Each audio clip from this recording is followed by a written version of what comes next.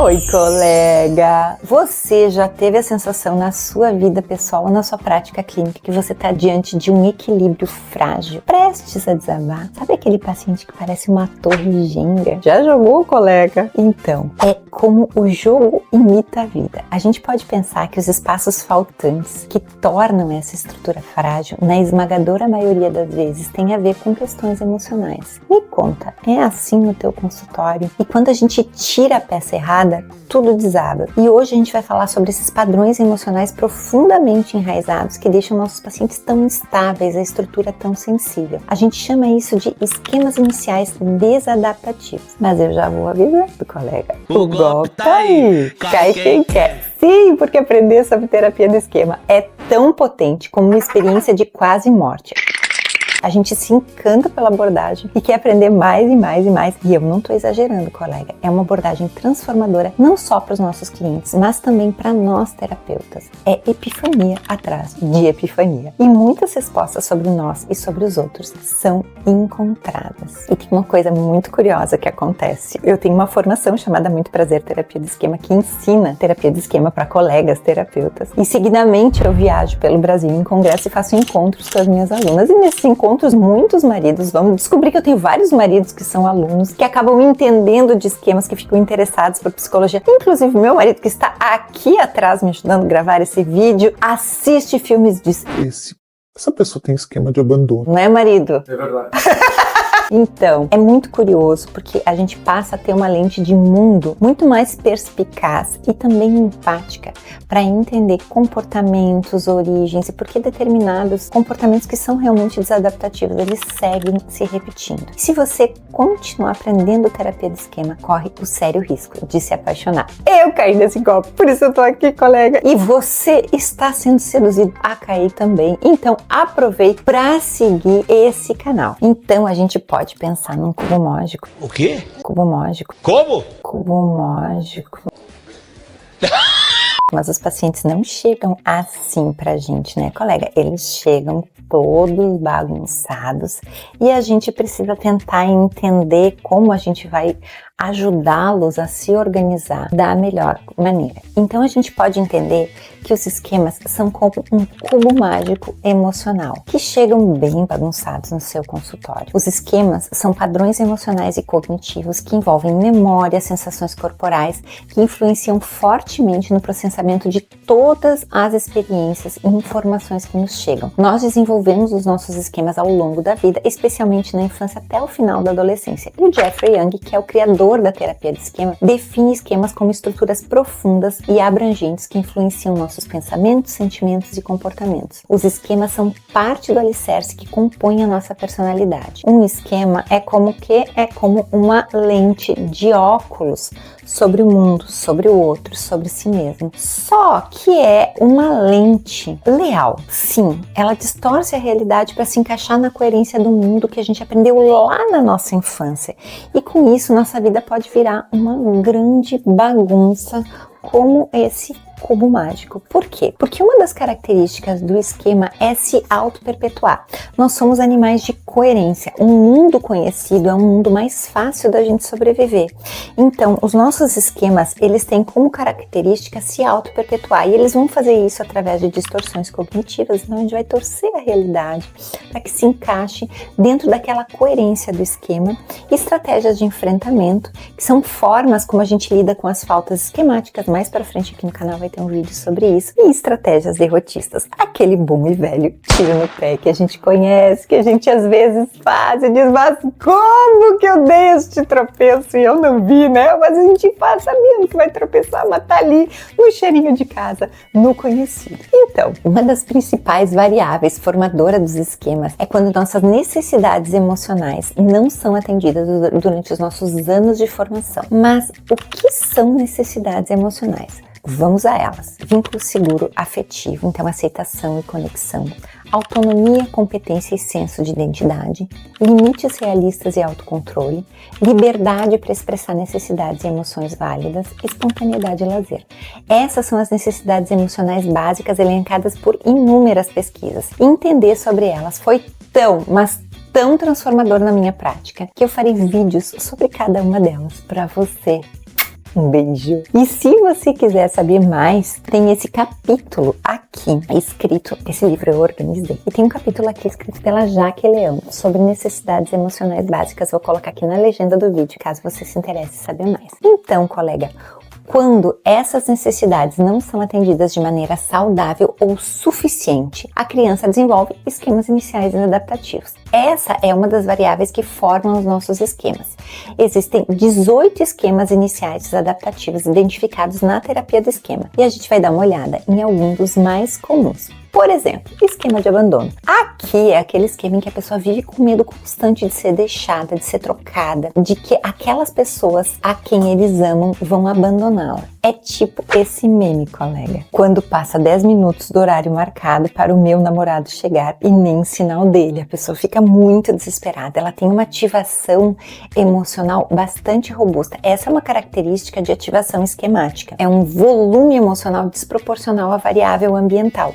Quando a gente sente emoções no nosso adulto saudável, na nossa parte que não está com os esquemas ativados, esse volume emocional tende a ter proporção, né? Então aqui nesse meme a gente vê uma coisa bastante exagerada. Esquema de privação emocional também, que é um esquema super comum. Esse é para quem nunca se sentiu cuidado o suficiente.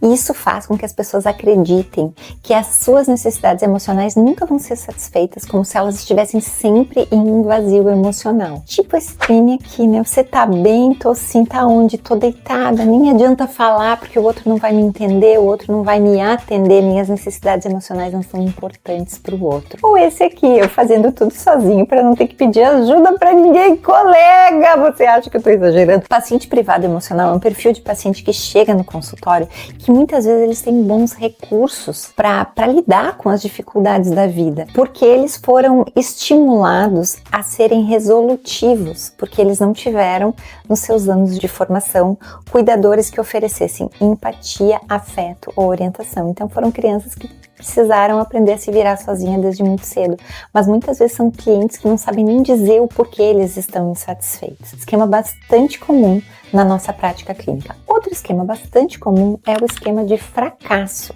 Esse esquema faz com que a pessoa acredite que sempre será incapaz de atingir os padrões, que vai falhar em tudo que tentar, como se estivesse sempre tentando montar um quebra-cabeça sem todas as peças. As pessoas me perguntam como eu consigo conciliar tantas atividades e o segredo é fazer tudo mal feito. Em breve, mais dicas de produtividade. Então podemos pensar que esse é um meme que vai falar do esquema de fracasso, né? Aqui temos o comportamento derrotista do fracasso acontecendo nesse meme. Então, colega, pensa, colega, na diversão que é aprender 18 esquemas e entender mais a nós e a nossos pacientes. Isso é a coisa mais linda.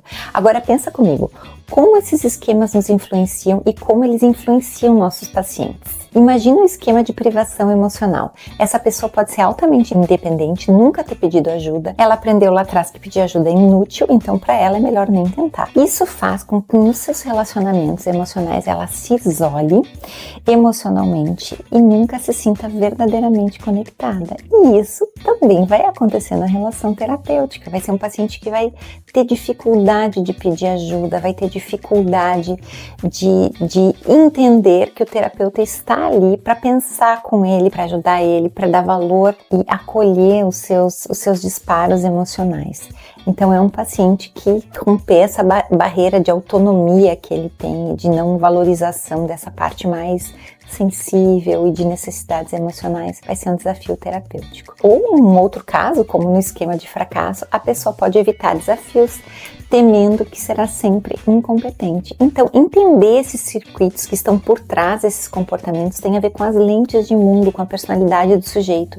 Isso nos dá uma grandíssima vantagem clínica. Essa compreensão faz com que eu tenha um mapa de navegação para navegar nesse mar de subjetividade que é cada cliente. Que legal isso, né? Eu falei, colega, que era golpe. Se tu continuar aprendendo, tu vai te apaixonar. Então, entendendo qual é o esquema, a gente entende qual é a falta, qual é a dor e fica mais claro para nós, enquanto dupla terapêutica, identificarmos como os esquemas se perpetuam e perpetuam as dores da infância, levando aquele paciente a repetir padrões mal adaptativos no aqui e agora. E adivinha, às vezes a gente também cai nessas armadilhas. Por quê? Porque nós não somos alecrim dourados e temos também os nossos esquemas. Então, depois da terapia do esquema, sempre que um paciente vem para uma consulta e eu o estou ouvindo, eu sempre estou pensando em descobrir a resposta para essa pergunta. Qual a falta por trás do fato? Qual a necessidade emocional que está frustrada nesta queixa do paciente? Quer ver acontecendo? Quando a gente fala do esquema de autossacrifício, que é um esquema onde o sujeito coloca a dor do outro acima da sua, mesmo quando isso deixa ele esvaziado, esgotado. É o caso clássico do terapeuta super cansado, precisando de férias, que marca mais um pacientinho porque ele está precisando. Afinal, descansar é para os fracos, ele tem que salvar o mundo, não é mesmo? E aí, o pobre do anjo da guarda fica assim, ó, colega, como nesse meme. Não é, colega? Mas atenção, esquema não é comportamento, esquema é lente, é personalidade. Muito embora ele impulsione comportamentos através de suas estratégias de enfrentamento, mas esse é um tema para outro vídeo que eu vou gravar com todo carinho para você que tá caindo no golpe. Algumas características importantes dos esquemas, eles são verdades incondicionais, a gente não questiona, aquilo ali é uma realidade de mundo. Essas verdades são ligadas a altos níveis de afeto, como eu falei para vocês. Quando o esquema é eliciado, a gente tem uma ativação emocional desproporcional. Os esquemas também são ativados por acontecimentos relevantes. Tem situações ativadoras que colocam eles para fora, tá? E eles são auto-perpetuáveis. Por quê? Porque a gente busca sempre viver em um mundo coerente. Tipo esse meme, nunca foi sorte. Tudo que eu conquistei foi a minha pálpebra tremendo com estresse. Não é mesmo? Então tem pessoas que auto-perpetuam, por exemplo, a privação emocional, trabalhando muito, não tendo tempo para descansar e assim suas necessidades emocionais seguem não atendidas tal qual foi na infância. Como terapeutas, nosso trabalho é ajudar os nossos pacientes a identificar seus esquemas, entender como eles foram formados e como eles influenciam a sua vida no aqui e agora. E o mais importante, a terapia do esquema ajuda a reestruturar esses padrões disfuncionais para que os pacientes possam se libertar desse ciclo destrutivo. O que é incrível na terapia do esquema é que ela combina a profundidade da psicanálise, da terapia focada nas emoções, da Gestalt, da teoria do apego, com a praticidade e com o foco da terapia cognitivo-comportamental, oferecendo técnicas de reestruturação cognitiva, trabalho emocional e mudanças comportamentais. É como ajudar o paciente a se compreender não só cognitivamente, mas também emocionalmente, o seu funcionamento. E com isso, partir por uma transformação duradoura. Afinal de contas, lembrando do Jenga, não se trata de evitar que peças faltantes ou até mesmo momentos difíceis ou se permitir cair. Isso é parte da vida. O importante é que agora, com as ferramentas da terapia do esquema, nossos pacientes e nós tenhamos lucidez da queda e que a gente possa fazer uma reconstrução com mais consciência para uma estrutura com mais segurança. Eu sou uma apaixonada por terapia do esquema e por isso parte do meu tempo, amor e energia é investido para divulgar essa abordagem. Eu parto do princípio que o que é bom precisa estar disponível para o máximo número de pessoas possível e meu trabalho é facilitar o teu. Então eu te convido para facilitar que esse conteúdo chegue a mais pessoas curtindo esse vídeo. É a nossa forma de fazer o YouTube entender que esse conteúdo é relevante para mais pessoas.